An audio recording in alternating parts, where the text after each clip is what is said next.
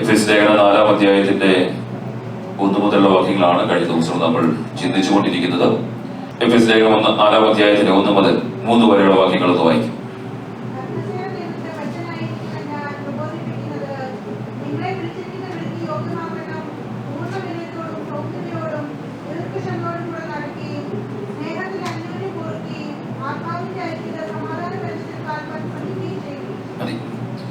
പൗലോസ് അപ്പോസ്തലൻ ദൈവസഭയോട്, ദൈവജനത്തോട് പറയുകയാണ്, നിങ്ങളെ വിളിച്ചിരിക്കുന്ന വിളിക്ക് യോഗ്യമാവണ്ണം നടക്കണം. അത് പൂർണ്ണ വിനയത്തോടു കൂടിയായിരിക്കണം, പൂർണ്ണ സൗമ്യതയോടു കൂടിയായിരിക്കണം. കഴിഞ്ഞ ആഴ്ചകളിൽ ഈ 2 ഭാഗങ്ങൾ നമ്മൾ ചിന്തിച്ചു. ഇന്ന് രാത്രി ചിന്തിക്കുന്നത് ഒരു വിശ്വാസി, അതിന്റെ 3-ാമത്തെ കാര്യമാണ്. ഒരു വിശ്വാസി എങ്ങനെ നടക്കണം? വിശ്വാസി ക്ഷമയോട്, ദീർഘക്ഷമയോടുകൂടി നടക്കണം.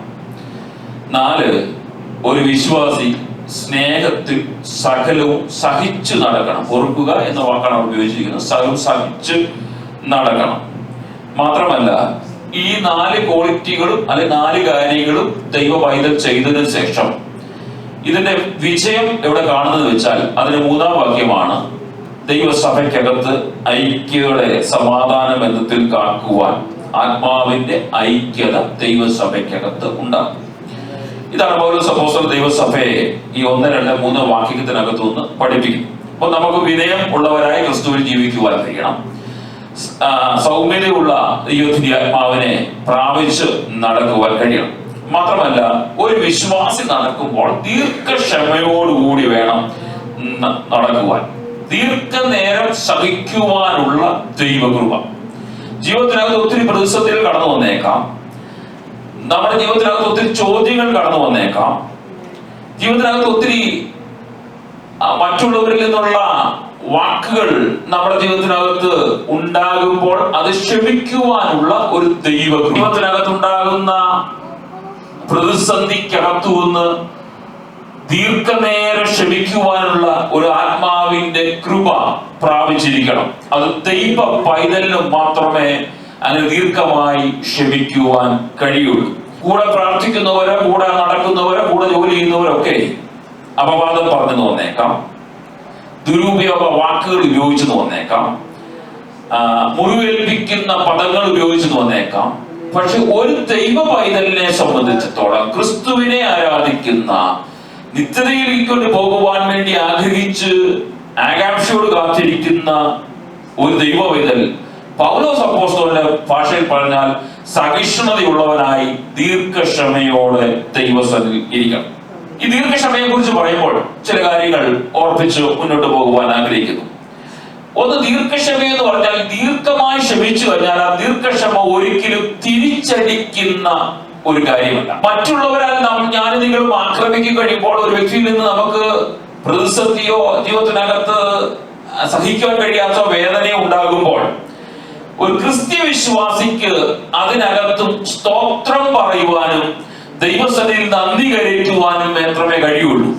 കാരണം ദൈവത്തിന്റെ ആത്മാവിന്റെ ഫലം എന്ന് നമ്മൾ പറയുന്ന ദീർഘക്ഷമ, ആ ദീർഘക്ഷമ ആത്മാവിന്റെ ഫലം പ്രാപിച്ച് ക്രിസ്തുവിൽ ആത്മാവിന്റെ ഫലമുള്ള വ്യക്തി ജീവിതത്തിനകത്ത് ഏത് പ്രതിസന്ധി ഉണ്ടായാലും അതിനെ തിരിച്ചടിക്കുവാൻ വാക്കുകൾ കൊണ്ട് നമ്മളെ ഉപദ്രവിക്കുന്ന ഒരു വ്യക്തി ഒരു വാക്ക് പറഞ്ഞാൽ 4 വാക്ക് പറഞ്ഞിട്ട് അതിന് മറുപടി പറഞ്ഞു പോകുവാൻ ഒരു ക്രിസ്തു ഭക്തന് അത് സാധിക്കത്തില്ല. അതാണ് വിശുദ്ധ വേദപുസ്തകം നമ്മളെ പഠിപ്പിക്കുന്നത്.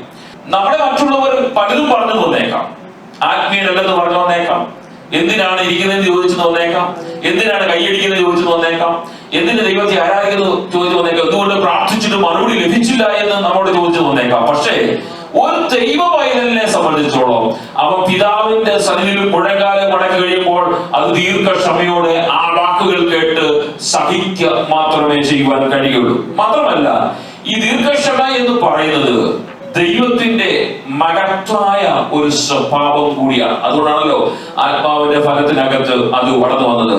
ഈ വാക്യത്തെ ചൂണ്ടിക്കാണിക്കുന്നത് ഈ ദീർഘക്ഷമ എന്ന് പറയുന്നത് ദൈവത്തിന്റെ ആത്മാവിന്റെ ഫലമാണ്. കാരണം ദൈവം പാപികളോട് ദീർഘക്ഷമയുള്ളവനായിരുന്നു. ദൈവവും ക്രിസ്തുവും പാപികളോട് ദീർഘക്ഷമയുള്ളവനായിരുന്നു. ഈ വില്യം ബാർക്ലേ എന്ന എഴുത്തുകാരൻ ആ ഭാഗത്ത് ഇങ്ങനെയാണ് ചൂണ്ടിക്കാണിച്ചിരിക്കുന്നത്. ഗലാത്യർക്കും എഫെസ്യർക്കും എഴുതിയിരിക്കുന്ന കമന്ററിക്കകത്ത് എഴുതിയിരിക്കുന്നത് ഇപ്രകാരമാണ്: സ്വഭാവമുള്ള വ്യക്തിത്വമായിരുന്നുവെങ്കിൽ, നമ്മളെ പോലെ ഒരു മനുഷ്യ സ്വഭാവമുള്ള വ്യക്തിത്വമായിരുന്നെങ്കിൽ, പാപം ചെയ്ത മനുഷ്യനെ ദീർഘക്ഷമയില്ലാത്ത ആ മനുഷ്യൻ കാണിക്കുന്നത് പോലെ അന്നേ ഭൂമിയിൽ നിന്ന് തുടച്ചു മാറ്റിയനെ. പക്ഷേ ദൈവം ദീർഘക്ഷമയുള്ള വ്യക്തിത്വമായതുകൊണ്ട്, അല്ലെങ്കിൽ ദൈവം ദീർഘക്ഷമയുള്ള ആളായതുകൊണ്ട് മനുഷ്യന്റെ ആ പാപത്തെയും ക്ഷമിക്കുവാൻ കഴിയും. അതുകൊണ്ടാണല്ലോ പൗലോസ് അപ്പോസ്തലൻ റോമാലേഖനം 2-ാം അധ്യായം അതിന്റെ 4-ാം വാക്യത്തിലേക്ക് നമ്മൾ ഇങ്ങനെ വായിച്ചു വരുമ്പോൾ ദൈവത്തിന്റെ ദയ മാനസാന്തരത്തിലേക്ക് നടത്തുന്നു. അത് അറിയാത്ത നീ അവരുടെ ദയ, ക്ഷമ, ദീർഘശാന്തി എന്നിവയുടെ ഐശ്വര്യം നിരസിക്കുന്നു. അപ്പൊ ദൈവം നമുക്ക് നൽകി തന്ന ദീർഘക്ഷമ, ആ ദീർഘക്ഷമയ്ക്കകത്ത് ഞാനും നിങ്ങളും ക്ഷമിച്ചു കഴിയുമ്പോൾ അതിനകത്തൊരു ഐശ്വര്യം ഉണ്ടാകും, ഒരു അനുഗ്രഹം ഉണ്ടാകുമെന്ന പൗലോസ് അപ്പോസ്തലൻ അവിടെ വ്യക്തമായി ചൂണ്ടിക്കാണിക്കുന്നത്. മാത്രമല്ല, രണ്ട്, ദൈവവിശ്വാസിയെ സംബന്ധിച്ചിടത്തോളം അവനെ രക്ഷയിലേക്ക് നയിക്കുന്നതും ഈ ദീർഘക്ഷമയുടെ മാതൃകയാകാൻ വേണ്ടിയാണ്.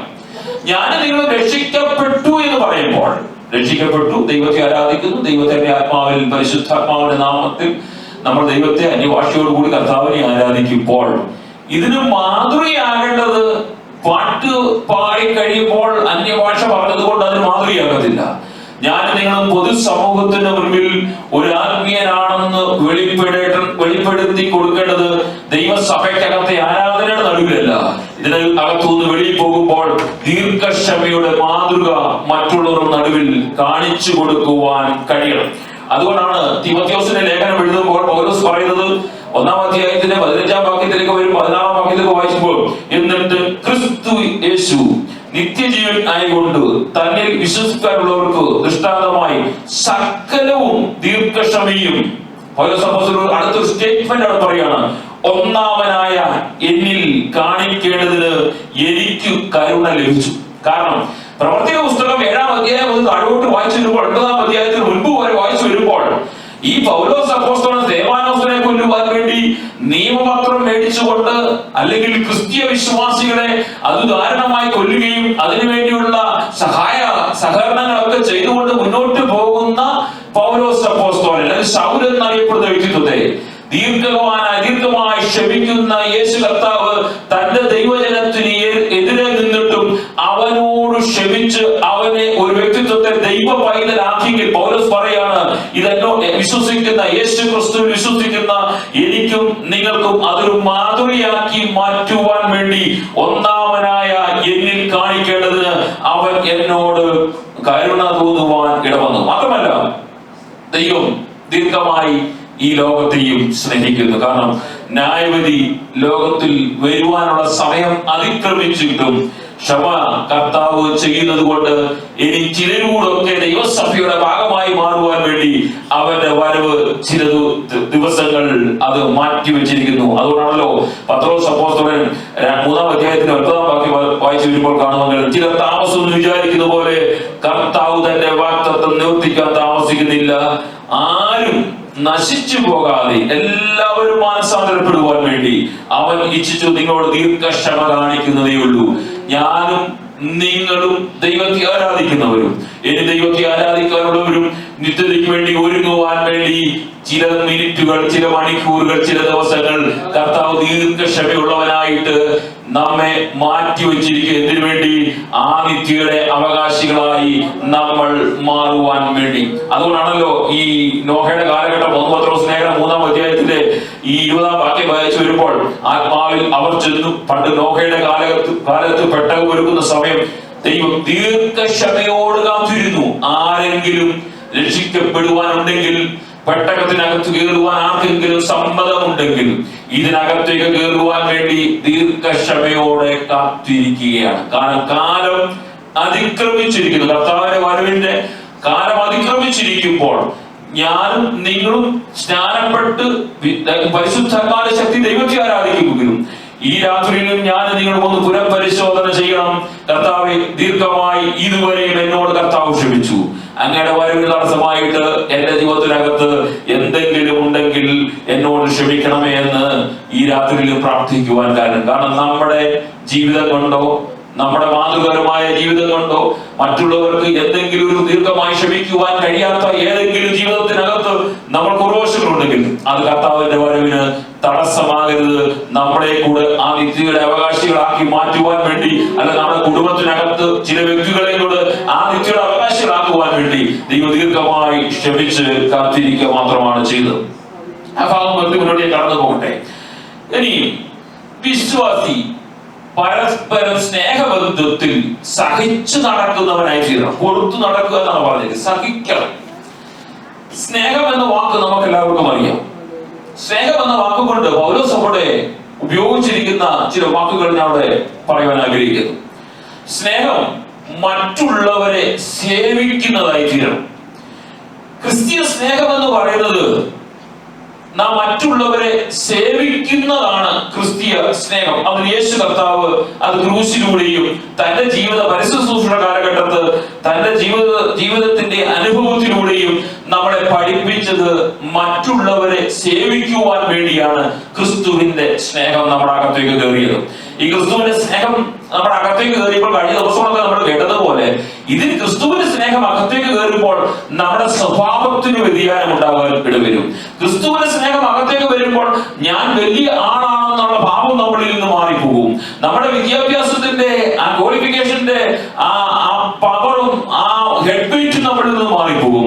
നമ്മുടെ സൗന്ദര്യത്തിന്റെ ഹെഡ് വെയിറ്റ് നമ്മൾ മാറിപ്പോകും. നമ്മൾ വലിയ ആളാണെന്നുള്ള ഭാവം നമ്മളിൽ നിന്ന് മാറിപ്പോകും. കാരണം അകത്തേക്ക് കയറിയത് സ്വർഗത്തിന്റെ സകല മഹിമകളെയും വെടിഞ്ഞ് താണലോകത്തിലേക്ക് ഇറങ്ങി വന്ന് മനുഷ്യരൂപം എടുത്ത് മനുഷ്യന്റെ പാപത്തിന്റെ പരിഹാരത്തിന് വേണ്ടി ഒരു പച്ച മനുഷ്യനായി കാൽവരി ക്രൂശിലേക്ക് യാഗമായി തീർന്ന യേശു ക്രിസ്തു കാണിച്ചു കൊടുത്ത സ്നേഹം എന്നിലും നിങ്ങളുടെ അകത്തേക്ക് കയറി കഴിയുമ്പോൾ നമ്മുടെ ജീവിതത്തിനകത്ത് ഒരു വ്യതിയാനം ഉണ്ടായെങ്കിൽ മാത്രമേ ഞാനും നിങ്ങൾ ക്രിസ്തുവിന്റെ സ്നേഹത്തിനകത്ത് ആണെന്ന് പറയുവാൻ കഴിയുള്ളൂ. കാരണം ഈ ക്രിസ്തുവിന്റെ സ്നേഹം എന്ന് പറയുന്നത് ഒരു വ്യക്തിയെ പരസ്പരം സേവിക്കുന്ന ഒരു സ്നേഹമാണ്. മാത്രമല്ല ഈ സ്നേഹം വ്യക്തി ബന്ധങ്ങളെ അത് അടുപ്പിക്കുന്ന സ്നേഹമാണ്. ഈ സ്നേഹം എന്ന് പറയുന്നത് സഹായിക്കുന്ന സ്നേഹമാണ്, സൗമ്യത കാണിക്കുന്ന സ്നേഹമാണ്, കരുതുന്ന സ്നേഹമാണ്, സഹതാവും സഹാനുഭൂതിയും പ്രകടിപ്പിക്കുന്ന സ്നേഹമാണ്. കാരണം ക്രിസ്തു ഇതൊക്കെ കാണിച്ചു തരുവാൻ ഇടവന്നു. താൻ ഈ ലോകത്തിൽ ജീവിച്ചിരുന്ന കാലഘട്ടം 3.5 വർഷക്കാലം നമ്മൾ പറയുന്ന ആ പരശുശ്രൂഷ കാലഘട്ടത്തിൽ തന്നെ ഒരു ദൈവ പൈതൽ ക്രിസ്തുവിന്റെ അനുയായി ഈ ഭൂമിയിൽ എപ്രകാരമായി തീരണമെന്ന്, സ്നേഹത്തിൽ എപ്രകാരമായി തീരണമെന്ന് കർത്താവ് യേശു കർത്താവ് തന്നെ നമ്മളെ പഠിപ്പിക്കുവാനിട വന്നു. മത്തായി സുവിശേഷം 20-ാം അധ്യായത്തിന്റെ 22-ാം വാക്യം വായിച്ചു വരുമ്പോൾ കാണാൻ കഴിയുന്നത് മനുഷ്യപുത്രൻ ശുശ്രൂഷ ചെയ്യിപ്പാനല്ല ശുശ്രൂഷിപ്പാനും അനേകർക്ക് വേണ്ടി തന്റെ ജീവനെ മറുവിലയായി കൊടുപ്പാനും വന്നതുപോലെ തന്നെ എന്ന് പറഞ്ഞു. അപ്പോൾ ഒരു ദൈവ പൈതലിന്റെ സ്നേഹം, ദൈവസഭയോടുള്ള സ്നേഹം, ക്രിസ്തുവിന്റെ വേലയോടുള്ള സ്നേഹം എന്ന് പറയുന്നത് തന്റെ ജീവനേക്കാൾ വലുതായി താൻ അനുഭവിക്കുന്ന ക്രിസ്തുവിന്റെ സ്നേഹത്തിനു വേണ്ടി കൊടുക്കുക എന്നുള്ളതാണ്. ക്രിസ്തുവോട് കാണിച്ചത് പാപിയായ മനുഷ്യനെ, ആരാലും ക്ഷമിക്കപ്പെടുവാൻ കഴിയാത്ത വ്യക്തിത്വത്തെ, ലോകത്തിൽ പാപത്തിൽ ആണ്ടുപോയ സ്വർഗത്തോട് നിരപ്പ് പ്രാപിക്കുവാൻ കഴിയാത്ത മനുഷ്യനെ എന്ത് ചെയ്തു? ക്രിസ്തു ആ കാൽവരി ക്രൂശിൽ തന്റെ ജീവനെ മറുവിലയായി കൊടുത്തിട്ട് ആ സ്നേഹം പ്രകടിപ്പിച്ച് തന്നതുപോലെ തന്നെ ഒരു ദൈവ പൈതൽ ഞാനും നിങ്ങളും ദൈവത്തെ സ്നേഹിക്കുവാൻ കഴിയണം. മർക്കോസ് സുവിശേഷം കടന്നു വരുമ്പോൾ 10-ാം അധ്യായത്തിൽ 43-44 വാക്യങ്ങളൊക്കെ വായിച്ചു വരുമ്പോൾ ഈ ക്രിസ്തുവിന്റെ സ്നേഹം എന്താണെന്ന് യേശു കർത്താവ് അവിടെ പഠിപ്പിക്കുന്നു. നിങ്ങളുടെ അങ്ങനെ അരുത്. തൊട്ട് മേലുള്ള വാക്യങ്ങൾ നമ്മൾ വായിച്ചു, കഴിഞ്ഞ ദിവസം നമ്മൾ വായിച്ചതാണ്. അങ്ങനെ അരുത്. നിങ്ങളിൽ മഹാനാകാൻ ഇച്ഛിക്കുന്നവൻ നിങ്ങൾ ശുശ്രൂഷകന്മാരാകണം. നിങ്ങൾ ഒന്നാമനാകാൻ ഇച്ഛിക്കുന്നവൻ എല്ലാവരും ദാസന്മാർ ആകണം. അപ്പൊ ദൈവത്തിന്റെ സ്നേഹം എന്ന് പറയുന്നത് മറ്റുള്ളവരെ, ക്രിസ്തുവിന്റെ സ്നേഹം എന്ന് പറയുന്നത് മറ്റുള്ളവരെ ഭരിക്കുവാനുള്ളതല്ല.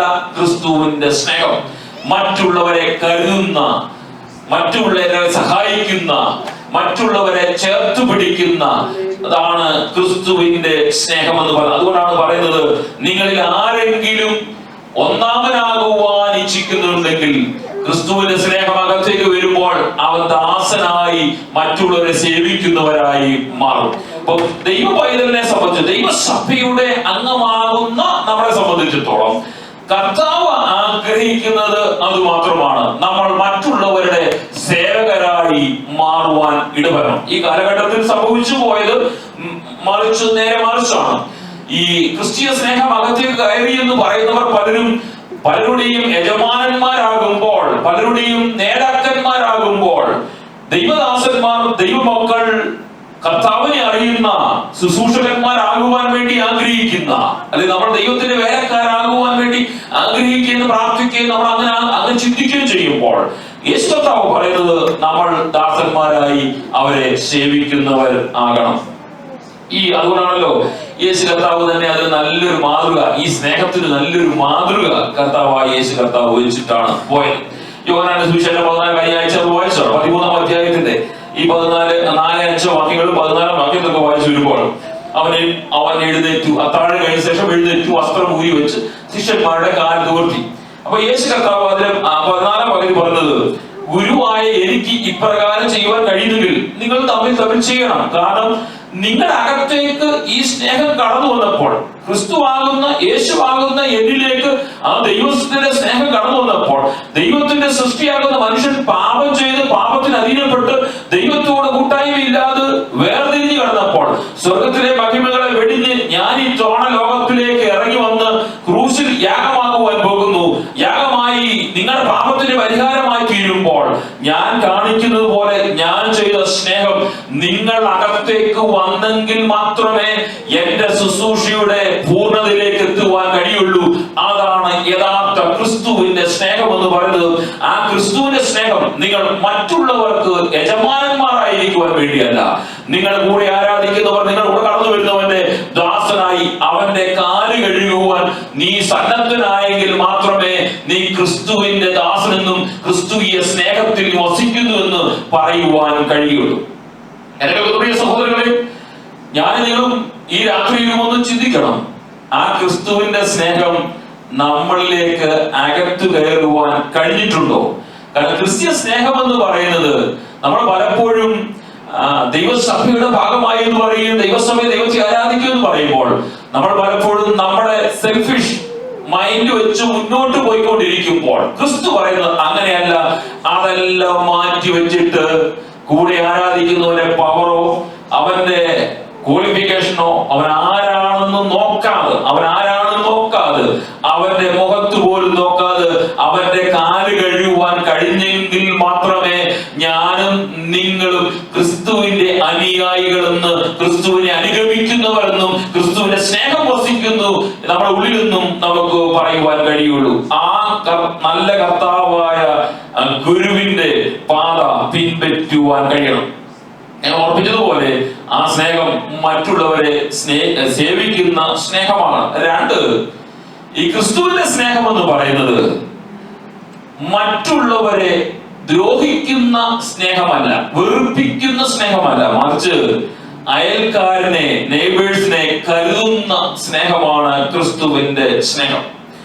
ഈ കാലഘട്ടത്തിൽ ഈ സ്നേഹം എന്ന് പറയുമ്പോൾ പലതും വ്രണപ്പെടുത്തി അല്ലെങ്കിൽ ആ സ്നേഹത്തിൽ നിന്ന് മാറി അകലുന്ന സ്നേഹങ്ങളായി മാറിക്കൊണ്ടിരിക്കുമ്പോൾ ക്രിസ്തീയ സ്നേഹങ്ങൾ തന്നെ കർത്താവ് യേശു കർത്താവ് നമ്മളെ പഠിപ്പിച്ചിരിക്കുന്നത് ഇത് മറ്റുള്ളവരെ ഉപദ്രവിക്കുവാൻ വേണ്ടി ഒരു പുറംചട്ടയായിട്ട് മൂടുന്നതല്ല ക്രിസ്തുവിന്റെ സ്നേഹം. പിന്നെയോ അയൽക്കാരനോട്, കൂട്ടുവിശ്വാസിയോട്, ദൈവമക്കളോട് കരുതുന്ന ഒരു സ്നേഹമായി മാറണം. പ്രിയ സഹോദരനോട് ഞാൻ പറയട്ടെ, ഇന്ന് പല സ്നേഹങ്ങളും പുറത്തെ മുഖം കൊണ്ട് പ്രകടിപ്പിക്കുന്ന സ്നേഹങ്ങളായി മാറിയിട്ട് അകത്തു മറ്റു പലതും കരുതിക്കൂട്ടി ചെയ്യുവാൻ വേണ്ടി ആഗ്രഹിച്ചുകൊണ്ട് നടക്കുമ്പോൾ അതൊന്നും ദൈവത്തിന്റെ ആത്മാവിൽ നിന്ന് കടന്നു വരുന്ന സ്നേഹമാണെന്ന് നമ്മളാരും വിചാരിക്കരുത്. ഒരു കാര്യം കൂടെ തീർത്ത് ഞാൻ പറയാം, നമ്മളെ കണ്ട് ചിരിക്കുന്നവരോടൊന്നും, ചിരിക്കുന്ന വ്യക്തിത്വങ്ങൾക്ക് എല്ലാവർക്കും ഒന്നും നമ്മൾ സ്നേഹമൊന്നും കാണുമെന്നില്ല. പക്ഷേ കർത്താവ് പറയുന്നത് ദൈവസഭയുടെ ഭാഗമായി ഞാനും നിങ്ങളും വന്ന് ദൈവത്തെ ആരാധിക്കുവാൻ വേണ്ടി കടന്നു വന്നിരിക്കുമ്പോൾ ഇത് കരുതുന്ന ഒരു സ്നേഹമായി, അത് മറ്റുള്ളവരെ ഉപദ്രവിക്കുന്ന ഒരു സ്നേഹമായി മാറരുത്. കാരണം അത് കരുതുന്ന ഒരു സ്നേഹമായി മാറണം. കാരണം ഈ കരുതുന്ന സ്നേഹമായി മാറുമ്പോൾ, ക്രിസ്തുവിന്റെ സ്നേഹം നമ്മുടെ അകത്തേക്ക് കടന്നു വരുമ്പോൾ അത് കരുതലിന്റെ ഒരു സ്നേഹമായി മാറും. അത് നമ്മുടെ മേൽ കടന്നുമ്പോൾ ഈ നിയമത്തിന്റെ ആവശ്യം അധികം ഉണ്ടാകത്തില്ല. ഞാൻ നിങ്ങൾ കൂടി ഇരിക്കുന്ന സഹോദരന്മാരും സഹോദരിമാരൊക്കെ വാഹനം ഉപയോഗിക്കുന്നവരാണ്. നമ്മളൊക്കെ വാഹനം ഉപയോഗിച്ച് പോകുമ്പോൾ നമ്മളൊരു സൈഡിൽ ലൈൻ ക്യൂ ചെയ്ത് മുന്നോട്ട് പോകുമ്പോൾ റൈറ്റ് സൈഡിൽ നിന്ന് ഒരാൾ ലെഫ്റ്റ് സൈഡിലോട്ട് കയറുവാൻ വേണ്ടി കടന്നു വരുന്നത് നമ്മളാരും സ്ഥലം വിട്ടു കൊടുക്കാറില്ല. ഭൂരിഭാഗം നല്ല ഡ്രൈവർ വണ്ടി ഓടിക്കുന്നവരാരും സ്ഥലം വിട്ടു കൊടുക്കത്തില്ല. സ്ഥലം വിട്ടു കൊടുക്കാതെ നമ്മൾ അയാളെ വെറുപ്പിക്കും, അയാൾ ഇടിച്ചിടിച്ച് കയറാൻ നിൽക്കും. അവിടെ നിന്ന് പറ്റും, നിയമം ലംഘിക്കും. രണ്ടുപേരും നിയമം ലംഘിച്ച് വണ്ടി തമ്മിൽ കൂട്ടിമുട്ടും. അപ്പൊ ഇത് നമ്മുടെ അകത്തേക്ക് കയറിയിട്ട് നമ്മൾ അവിടെ ഒരു 2 സെക്കൻഡ് ഒന്ന് സ്റ്റോപ്പ് ചെയ്ത് കൊടുക്കുവാൻ നമ്മൾ സന്നദ്ധരായാൽ ആ വ്യക്തി കയറി പോവും, നമുക്ക് ഈസി ആയിട്ട് പോകുവാനും കഴിയും. പക്ഷേ ഇവിടെ പൗലോസ് അപ്പോസ്തലൻ പറയുന്നത്, നിങ്ങൾ ക്രിസ്തുവിനകത്തേക്കുള്ള സ്നേഹം, ആ സ്നേഹം കടന്നു വരുമ്പോൾ അത് മുമ്പ് ഓർപ്പിച്ചതുപോലെ ദീർഘമായി ക്ഷമിക്കുവാനുള്ള, സഹിക്കുവാനുള്ള ആ സ്നേഹം കടന്നു വരുമ്പോൾ പലപ്പോഴും പലതും നമ്മൾ കണ്ടില്ല എന്ന് നടിച്ച് നടക്കുവാൻ കഴിയും. അതുകൊണ്ടാണല്ലോ പല ദൈവദാസന്മാരും എല്ലാത്തിനും ഒന്നും മറുപടി പറയത്തില്ല. പല ദൈവമക്കളും എല്ലാത്തിനും ഒന്നും മറുപടി പറയത്തില്ല. അപ്പൊ പല വിശ്വാസികളും വിചാരിക്കും ഈ ദൈവദാസൻ ദൈവമക്കളൊക്കെ അത്ര സംസാരിക്കാൻ കഴിവില്ലാത്തവരാണെന്ന് പലപ്പോഴും നമ്മൾ വിധി എഴുതാറുണ്ട്. അല്ലെ, പല കാര്യങ്ങൾക്ക് ചോദിച്ചിട്ട് മറുപടി പറഞ്ഞില്ലെങ്കിൽ നമ്മൾ വിചാരിക്കും ഇവർക്കൊന്നും കഴിവില്ലാത്തവരാണ്, ഇവർ എന്നെ പോലെ പ്രാപ്തിയില്ലാത്തവരാണെന്നൊക്കെ ഞാൻ നിങ്ങളൊക്കെ വിധി എഴുതാറുണ്ട്. പക്ഷേ അതിന് കാരണം എന്ന് അറിയാമോ?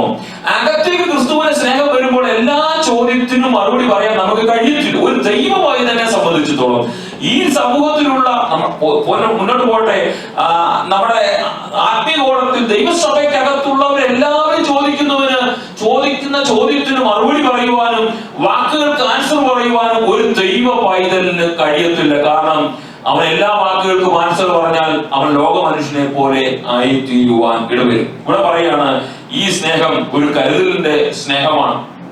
അതുകൊണ്ടാണല്ലോ നമ്മളെല്ലാവരും കാണാപ്പാഠം പഠിച്ചു വെച്ചിരിക്കുന്ന ഒരു ലേഖനമാണല്ലോ 1 കൊരിന്ത്യർ ലേഖനം. കാര്യം വരുമ്പോൾ ഇത് എന്റെയും നിങ്ങളുടെയും ജീവിതത്തിനകത്ത് പ്രാവർത്തികമാക്കുവാൻ കഴിഞ്ഞാൽ നമ്മുടെ ദൈവസഭ, നമ്മുടെ കുടുംബ ജീവിതം, നമ്മുടെ കുഞ്ഞുങ്ങളുടെ ജീവിതം ഏറ്റവും വലിയ സമൂഹത്തിനകത്ത് ഏറ്റവും വലിയ അനുഗ്രഹമായി മാറും. കാരണം ക്ഷമിക്കുവാനും പൊറുക്കുവാനും ദയ കാണിക്കുവാനും സഹിക്കുവാനും നിഗളിക്കാതെ ജീവിക്കുവാനും അയോഗ്യമായി നടക്കാതെ ജീവിക്കുവാനും സാത്വിക അന്വേഷിക്കാതെ ജീവിക്കുവാനും ഓഷം കണക്കിടാതെ ജീവിക്കുവാനൊക്കെ എനിക്ക് നിങ്ങൾക്കും സാധിച്ചാൽ പൗലോസ് അപ്പോസ്തലൻ പറയാണ്, നമ്മുടെ ഹൃദയത്തിനകത്താണ് ക്രിസ്തുവിന്റെ സ്നേഹം വസിക്കുന്നത്. നമ്മളെക്കാൾ സ്നേഹമുള്ളവരൊക്കെ ഈ സമൂഹത്തിനകത്ത് ജീവിക്കുന്നുണ്ട്. അവരൊക്കെ കരുണ കാണിക്കുന്നവരും ദയ കാണിക്കുന്നവരും ഒക്കെയാണ്. അവർ ദൈവവചനം അറിയാത്തവരുമാണ്. പക്ഷെ ദൈവവചനം അറിഞ്ഞ ഞാനും നിങ്ങളും ഇത് പ്രമാണിക്കുന്നില്ലെങ്കിൽ നമ്മളുള്ള ദൈവീയ സ്നേഹം എന്താണെന്ന് ഈ രാത്രിയിലും ഞാനും നിങ്ങളും ഒന്ന് തിരിച്ചറിയണം. കാരണം ഈ സ്നേഹം, ക്രിസ്തുവിന്റെ സ്നേഹത്തെ കുറിച്ച്, ആഴത്തെ കുറിച്ച്, ക്രിസ്തുവിന്റെ സ്നേഹം ഈ ഭാഗങ്ങളൊക്കെ ഇങ്ങനെ പഠിക്കുമ്പോൾ എനിക്ക് മനസ്സിലാക്കുന്നത് ഈ ക്രിസ്തുവിന്റെ സ്നേഹം നമ്മുടെ അകത്തേക്ക് കയറി കഴിഞ്ഞാൽ നമ്മൾ ആരുമല്ലെന്നുള്ളൊരു ചിന്താഗതി നമ്മുടെ ജീവിതത്തിനകത്ത് വരും. നമ്മുടെ ജീവിതത്തിനകത്ത് ഒന്നും നിഗളിക്കുവാനൊന്നും ഉണ്ടാകത്തില്ല. കാരണം എന്നറിയാമോ? കർത്താവേ, ഈ ക്രിസ്തുവിന്റെ സ്നേഹത്തിൽ എന്നെ വിടുവിച്ചു. ഇന്ന് ഞാൻ അങ്ങോട്ട് പോകുന്ന വഴിക്ക് എന്റെ ശ്വാസം പോയാൽ ഞാൻ അഹങ്കരിച്ചതും ഞാൻ നേടിയതും ഞാൻ വെച്ചുണ്ടാക്കിയതെല്ലാം അവിടെ കൊണ്ട് മൺമറിഞ്ഞ് അതിനകത്തൊക്കെ കല്ലറയ്ക്കകത്ത് ഒതുങ്ങിപ്പോവും. പക്ഷെ ആ ക്രിസ്തുവിന്റെ സ്നേഹത്തിൽ ഞാൻ വസിച്ചു കഴിയുമ്പോൾ എനിക്ക് ലഭിക്കാൻ പോകുന്നത് ആ പിതാവിനോടൊപ്പം പുത്രനോടൊപ്പമുള്ള വാസമാണെന്നുള്ള കാര്യം നമ്മൾ മറന്നു പോകരുത്. അതുകൊണ്ടാണ് റോമാലേഖനം 13-ാം അധ്യായത്തിന്റെ 8 മുതൽ 10 വരെ വാക്യങ്ങൾ പറയുന്നത്, ഈ സ്നേഹം എന്താണ്? അന്യോന്യം സ്നേഹിക്കുന്നു, അല്ലാതെ ആരോടും ഒന്നും കടംപെട്ടിരിക്കരുത്. ഒരു ദൈവ പൈതൽ ദൈവസ്നേഹത്തിൽ മാത്രമേ സഹവിശ്വാസികളോട് കടംപെട്ടിരിക്കാവൂ. അന്യനെ സ്നേഹിക്കുന്നവൻ ന്യായപ്രമാണം നിവർത്തിക്കുന്നല്ലോ. ബാക്കി കുറെ കാര്യങ്ങൾ പറഞ്ഞു. കുറെ ചെയ്യരുത്, മോഷ്ടിക്കരുത്, മോഹിക്കരുത് പറഞ്ഞു വന്നിട്ട് പറയാണ്, കൂട്ടുകാരനെ നിന്നെ പോലെ തന്നെ സ്നേഹിക്കണം. ഒരു ദൈവ പൈതൽ ഏറ്റവും വലിയ മേടി പറഞ്ഞിരിക്കുന്ന കാര്യങ്ങളൊക്കെ പ്രമാണിച്ചോട് താഴോട്ട് വരുമ്പോൾ നമ്മോട് കർത്താവ് പറയുന്ന ഒറ്റൊരു ഡിമാൻഡാണ്, സഹവിശ്വാസികളെ ഞാൻ എന്റെ ശരീരത്തെ എങ്ങനെ സ്നേഹിക്കുന്നോ അതുപോലെ സ്നേഹിക്കുവാൻ കഴിയണം. കാരണം എനിക്കൊരു വേദന ഉണ്ടായാൽ എന്റെ ശരീരത്തിന് ഞാൻ എന്തൊക്കെ ട്രീറ്റ്മെന്റ് ചെയ്യുമോ അതുപോലെ സഹവിശ്വാസ ജീവിതത്തിൽ അതൊരു പോരായ്മ ഉണ്ടാകുമ്പോൾ അവനും ചെയ്യുവാൻ ഞാനും നിങ്ങളും തയ്യാറാകണം. അതുകൊണ്ടാണ് പറയുന്നത് കൂട്ടുകാരനെ നിന്നെ പോലെ തന്നെ സ്നേഹിക്കുക എന്ന് പറയുന്നത്.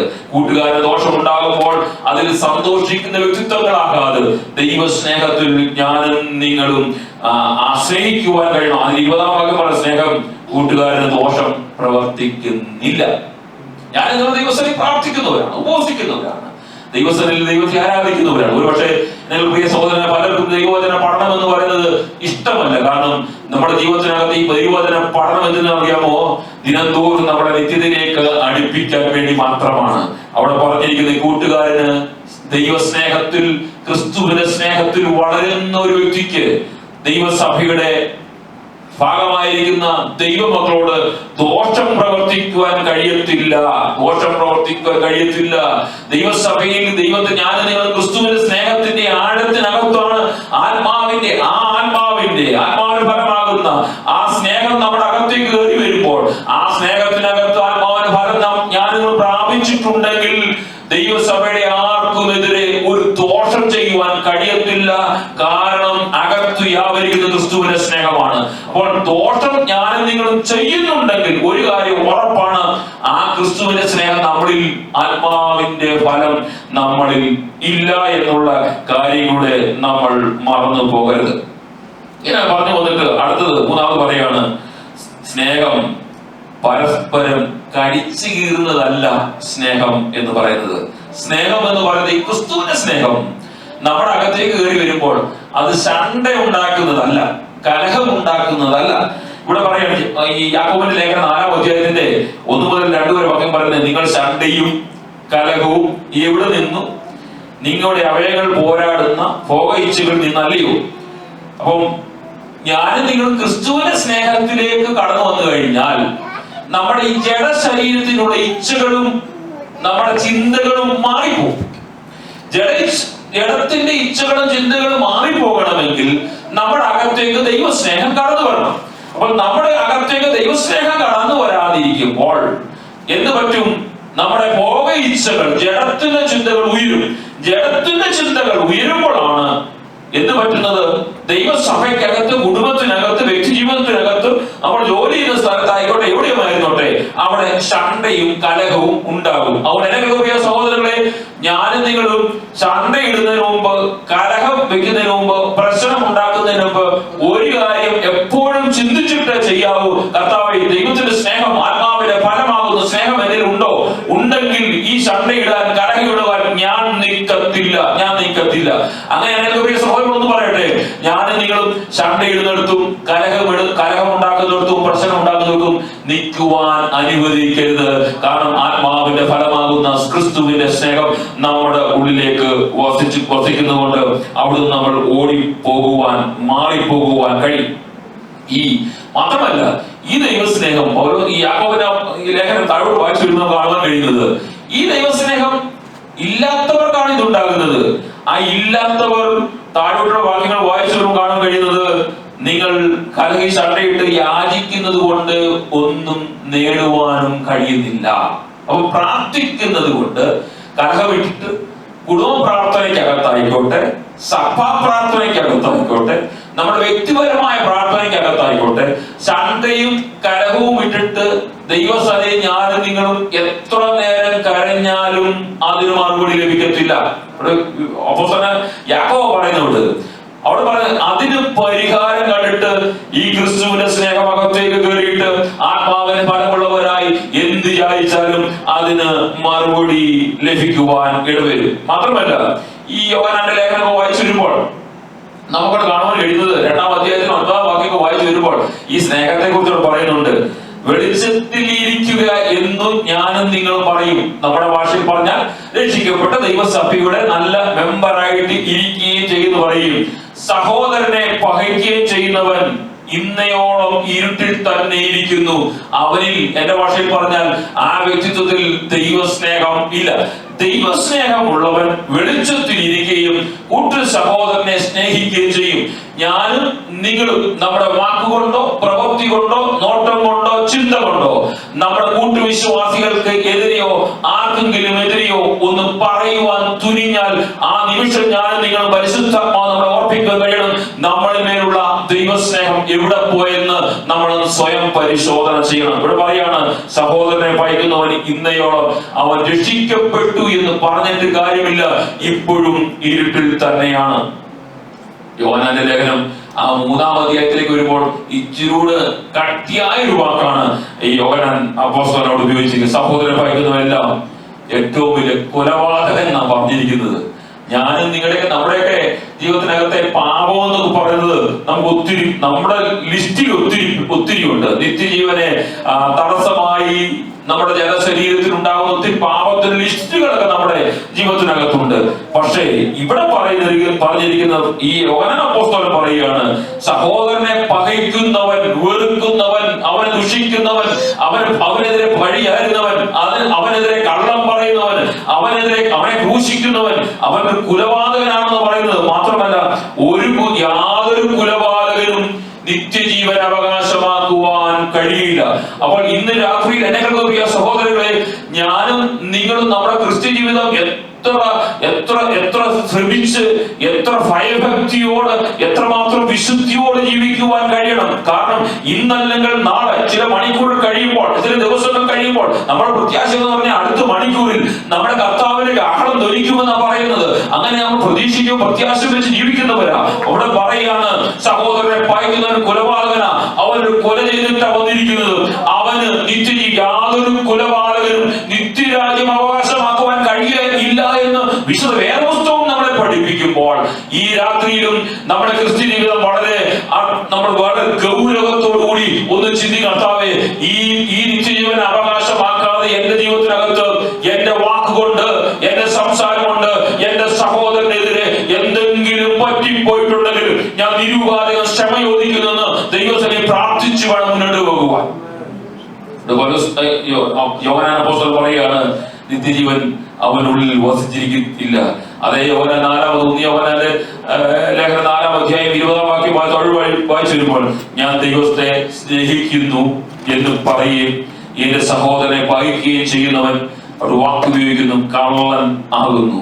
താൻ കണ്ടിട്ടുള്ള സഹോദരനെ സ്നേഹിക്കാത്തവൻ കണ്ടിട്ടില്ലാത്ത ദൈവത്തെ സ്നേഹിക്കുവാൻ കഴിയില്ല. ഞാനും നിങ്ങളും ജീവിതത്തിനകത്ത് നമ്മുടെ സ്വന്തം സഹോദരങ്ങളെ, കൂട്ടുവിശ്വാസികളെ സ്നേഹിക്കുവാൻ കഴിയാത്തവനെ അവിടെ ഉപയോഗിച്ചിരിക്കുന്ന വാക്ക് ലോകത്തിൽ മറ്റുള്ളവർ വെറുക്കുന്ന, അല്ലെങ്കിൽ മറ്റുള്ളവരുടെ മുന്നിൽ ഒരു കള്ളൻ എന്ന് പറഞ്ഞാൽ മറ്റുള്ളവർ നമ്മളെ അംഗീകരിക്കാത്ത ഒരു വാക്കാണ്. അവിടെ അപ്പോസ്തലൻ ഉപയോഗിച്ചിരിക്കുന്ന വാക്ക്, സ്വന്തം സഹോദരനെ സ്നേഹിക്കാത്തവനെ ഉപയോഗിച്ചിരിക്കുന്ന പദം കള്ളൻ എന്ന് പറയുന്നത്. ആ സ്നേഹിക്കാത്ത വ്യക്തി, സ്വന്തം സഹോദരനെ സ്നേഹിക്കാത്ത വ്യക്തി കണ്ടിട്ടില്ലാത്ത ദൈവത്തെ എങ്ങനെ സ്നേഹിക്കുവാൻ കഴിയും? ദൈവത്തെ സ്നേഹിക്കുന്നവൻ സഹോദരനെയും സ്നേഹിക്കണം എന്ന കൽപ്പന നമുക്ക് ദൈവത്തിൽ നിന്ന് ലഭിച്ചിരിക്കുന്നു. അപ്പോൾ നമ്മൾക്ക് ലഭിച്ചിരിക്കുന്ന കൽപ്പന, കൂട്ടു സഹോദരനെ, കൂട്ടുവിശ്വാസിയെ, കൂട്ടു ദൈവമക്കളെ, നമ്മുടെ സഹോദരങ്ങളെ സ്നേഹിക്കേണ്ട കൽപ്പന വന്നിരിക്കുന്നത് കർത്താവിൽ നിന്നാണ്. അപ്പോൾ നമ്മൾ ദീർഘമായി ക്ഷമിക്കുന്നവരും, ദീർഘമായി ദൈവത്തെ സ്നേഹിക്കുന്നവരും, സഹിക്കുന്നവരുമായി തീരണമെന്ന് പറഞ്ഞിരിക്കും. ഈ 4 കാര്യത്തിനകത്ത് ആ 4 കാര്യങ്ങൾ പ്രമാണിച്ചു കഴിയുമ്പോൾ, ആ പ്രമാണിച്ചതിന്റെ ആ ഫലം കാണുവാൻ കഴിയുന്നത് ഐക്യത ദൈവസഭയ്ക്കകത്ത്, കുടുംബത്തിനകത്ത് ഉണ്ടാകുവാൻ ഇടവരും. അപ്പോൾ ഐക്യതയിലും സമാധാനത്തിലും നിലനിർത്തുവാൻ വേണ്ടി യോഗ്യമായി നടക്കണം. മുമ്പ് പറഞ്ഞ നമ്മൾ വിനയം, സൗമ്യതയും ദീർഘക്ഷമയും സ്നേഹവും നമ്മുടെ ജീവിതത്തിനകത്ത് കടന്നു വരുമ്പോൾ നാം എന്ത് ചെയ്യണം? ആത്മാവിന്റെ ഐക്യത, സമാധാനബന്ധത്തിൽ കാക്കുവാൻ ശ്രമിക്കുന്നവർ ആയിത്തീരണം. കാരണം ഒരു ദൈവസഭയുടെ ഏറ്റവും പ്രധാനമുള്ള കാര്യം വിനയം ഉണ്ടായി കഴിയുമ്പോൾ, സൗമ്യത ഉണ്ടായി കഴിയുമ്പോൾ, സ്നേഹം ഉണ്ടായി കഴിയുമ്പോൾ, ദീർഘക്ഷമ ഉണ്ടായി കഴിയുമ്പോൾ ആ ദൈവസഭയ്ക്കകത്ത് ഐക്യത ഉണ്ടാകുവാൻ ഇടവരും. കാരണം ഐക്യതയുള്ള ദൈവസഭയ്ക്ക് മാത്രമേ മുന്നോട്ടുള്ള ജീവിതയാത്രയിൽ മുന്നോട്ട് നയിക്കുവാൻ കഴിയുള്ളൂ. ആ ഐക്യതയിൽ നടക്കുന്ന വ്യക്തിത്വങ്ങൾക്ക് വിശ്വാസികൾക്ക്, ദൈവമക്കൾക്ക്, ദൈവസഭയ്ക്ക് പറയാൻ കഴിയും, ദൈവം എന്നെ വിളിച്ച ആ മഹത്തമായ വിളിക്ക് യോഗ്യമായിട്ടാണ് ഞാൻ നടക്കുന്നതെന്ന് പറയുവാൻ കഴിയും. അതുകൊണ്ടാണല്ലോ 1 കൊരിന്ത്യർ ലേഖനം 10-ാം അധ്യായത്തിന്റെ 10-ാം വാക്യം പറയുന്നത്, സഹോദരന്മാരെ, നിങ്ങളെല്ലാവരും ഒന്ന് തന്നെ സംസാരിക്കുകയും നിങ്ങളുടെ ഇടയിൽ ഭിന്നത ഭാവിക്കാതെ ഏക മനസ്സോടും ഏക അഭിപ്രായത്തിലും യോജിച്ചിരിക്കുകയും വേണം എന്ന് ഞാൻ നിങ്ങളെ നമ്മുടെ കർത്താവായ യേശു ക്രിസ്തുവിന്റെ നാമത്തെ ചൊല്ലി പ്രബോധിപ്പിക്കുന്നു. മുമ്പ് പറഞ്ഞ 4 കൂട്ടം കാര്യങ്ങൾ നമ്മുടെ ജീവിതത്തിനകത്ത് പ്രമാണിക്കുവാൻ കഴിഞ്ഞെങ്കിൽ ഈ ഐക്യതയിൽ നമ്മുടെ ജീവിതത്തിനകത്ത് കടന്നു വരുമ്പോൾ നിങ്ങളുടെ ഇടയിൽ ഭിന്നത ഭാവിക്കാതെ ഏക മനസ്സും ഏക അഭിപ്രായം ഉള്ളവരായി നമ്മൾ മാറുവാൻ ഇടവരും. ദൈവസഭയ്ക്കകത്ത് ഞാൻ നിങ്ങൾ ദൈവത്തെ ആരാധിക്കുമ്പോൾ ഈ ഏക അഭിപ്രായവും ഏക മനസ്സും ഉള്ളവരുമാണെങ്കിൽ മാത്രമേ ദൈവസഭയ്ക്കകത്ത് ആത്മീക വളർച്ച ഉണ്ടാകുവാൻ കഴിയുള്ളൂ. അതുകൊണ്ടാണല്ലോ 2 കൊരിന്ത്യർ ലേഖനം 13-ാം അധ്യായത്തിന്റെ 11-ാം വാക്യം പറയുന്നത്, സഹോദരന്മാരെ സന്തോഷിപ്പിൻ, യഥാസ്ഥാനപ്പെടുവിൻ, ആശ്വസിച്ചുകൊള്ളുവിൻ, ഏക മനസ്സുള്ളവരായി തീരുവിൻ, ഐക്യതയുള്ളവരായി തീരണം. കാരണം ദൈവസഭയെ സംബന്ധിച്ചിടത്തോളം നമ്മുടെ ജീവിതത്തിനകത്ത് ഏറ്റവും വലിയ കർത്താവിന്റെ ഉദ്ദേശം എന്ന് പറയുന്നത് യൂണിറ്റിയാണ്, ഐക്യതയാണ്. ഐക്യത ഉണ്ടെങ്കിൽ മാത്രമേ ഞാനും നിങ്ങളും നമ്മുടെ കുടുംബ ജീവിതത്തിനകത്തും വ്യക്തിപരമായ ജീവിതത്തിനകത്തും ദൈവസഭയുടെ ജീവിതത്തിനകത്തും ഞാനും നിങ്ങളും ജീവിതത്തിനകത്ത് മുന്നോട്ട് പോകുവാൻ കഴിയുള്ളൂ. ഞാൻ നിർത്താൻ പോകുന്നു. ഫിലിപ്പിയർ 1:27 വാക്യം വായിക്കുമ്പോൾ, ഞാൻ നിങ്ങളെ വന്ന് കണ്ടിട്ട് ദൂരത്തുനിന്നു നിങ്ങളുടെ അവസ്ഥ കേട്ടിട്ടോ, നിങ്ങൾ ഏക ആത്മാവിനാൽ നിലനിന്നു എതിരാളികളാൽ ഒന്നും കുലുങ്ങിപ്പോകാതെ ഏക മനസ്സോടെ സുവിശേഷത്തിന്റെ വിശ്വാസത്തിനായി പോരാട്ടം കഴിക്കുന്നുവെന്ന് ഗ്രഹിക്കേണ്ടതിന് ക്രിസ്തുവിന്റെ സുവിശേഷത്തിന് യോഗ്യമാവണ്ണം മാത്രം നടത്തി. ഏക മനസ്സോടെ ക്രിസ്തുവിന്റെ സുവിശേഷത്തിന് യോഗ്യമായി നടക്കണം. ക്രിസ്തുവിന്റെ സുവിശേഷത്തിന് യോഗ്യമായി എനിക്ക് നിങ്ങൾക്ക് നടക്കുവാൻ കഴിയണമെങ്കിൽ ഞാനും നിങ്ങളും ആ വിളിക്ക് യോഗ്യമാവണം. പൂർണ്ണ വിനയത്തോടും പൂർണ്ണ സൗമ്യതയോടും പൂർണ്ണ ദീർഘക്ഷമയോടും ദൈവസന്നിധിയിൽ പൂർണ്ണ സ്നേഹത്തിന് ക്രിസ്തുവിൽ സഹിച്ചുകൊണ്ട് ആ ക്രിസ്തുവിന്റെ ഐക്യതയിൽ ഞാനും നിങ്ങൾ നടക്കുവാൻ കഴിഞ്ഞെങ്കിൽ നമുക്ക് ഉറപ്പായി ഒരു കാര്യം പറയാം, എനിക്ക് ആ നിത്യതയിലേക്ക് എത്തിച്ചേരുവാൻ കഴിയും. നമ്മുടെ ഏക പ്രത്യാശയും ഏക ലക്ഷ്യമെന്ന് പറയുന്നത് ആ നിത്യത്തിലേക്ക് എത്തുക എന്നുള്ളതാണ്. അതിനായി ഐക്യതയുടെ ആത്മാവിൽ ദൈവസഭയായി ഇതുവരെ പോയതുപോലെ ഐക്യതയുടെ ആത്മാവിൽ മുന്നോട്ട് പോകുവാൻ സർവശക്തിയുള്ള ദൈവം നമ്മെ സഹായിക്കട്ടെ. ഈ വചനം കർത്താവ് നമ്മെ സഹായിക്കുമാറാകട്ടെ.